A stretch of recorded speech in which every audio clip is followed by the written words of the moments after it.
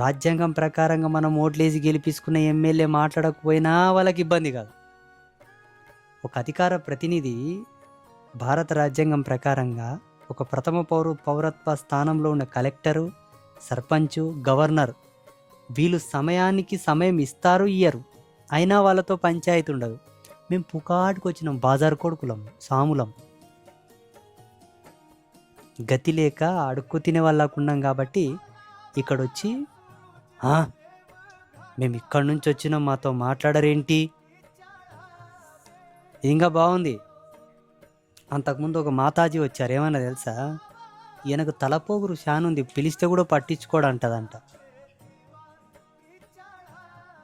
సరిగ్గా మొగుడే సగా పట్టించుకోడు, పిలిస్తే నీ మురికితోన నీ కడుపులో పుట్టిన పిల్లలే నేను కేర్ చేయరు, సొంతం నీ అన్నదమ్ములే నేను కుక్క కన్నా హీనంగా చూస్తారు. అటువంటిది నువ్వెవరు నన్ను